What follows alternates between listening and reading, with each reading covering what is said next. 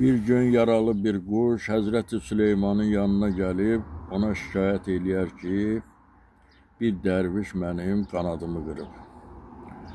Hazreti Süleyman tez həmin dervişi çağırtdırır huzuruna. Ondan soruşar ki, bu kuş senden şikayetçidir. Sen ne için onun kanadını kırmısan? Derviş diye özünü müdafiə etmək üçün deyir ki, Həzrət sağ olsun, mən bu kuşu ovlamaq istədim.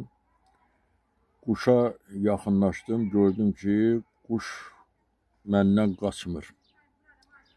Və elə başa düşdüm ki, bu mənə təslim olmaq istəyir. Elə tam bunu tutmaq ərəfəsində üzərinə tullanarkən, bu kuş məndən uçub qaçmaq istəyərkən qanadı qırıldı. Hazreti Süleyman deyər ki, bunun sözündə haqq var. Bəs dönər quşa sarı ki, sən o sənə gizlincə yaxınlaşmayıb, açıq-aşkar sənə yaxınlaşıb. Bəs sən niyə o sənə yaxınlaşarkən qaçmadın? İndi də başlamışsan ki, mənim qanadımı qırıb. Quş özünü müdafiə eləmək üçün deyər ki, efendim, məni aldadan onun derviş paltarı oldu. O derviş paltarındaydı. Ben de ona göre kaçmadım ki, bu derviş paltarındadır. Bunlar Allah'a inanan insanlardır.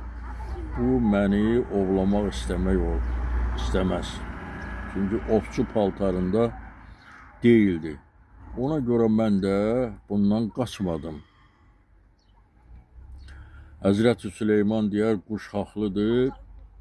Ona göre bu dervişin bir kolun vurun sındırın. Bu zaman kuş tez irəli çıxar, deyər ki, efendim, belə bir əmri yerinə yetizdirmə. Deyər, ne için? Deyər, ona göre ki, bu müəyyən müddətdən sonra bunun qolu sağalacaq, bu yenə başlayacaq həmin işi görməyə. Başqa quşlar da buna allanacaqlar. Ona görə ən yaxşısı onun derviş paltarını əynindən çıxartdırın ki, qoy başqa quşlar da mənim kimi onun derviş paltarına aldanmasınlar. İndi dostlar, çox insanlar Allah adamın libasına girib, insanların ümidlərindən sui-istifadə edirlər.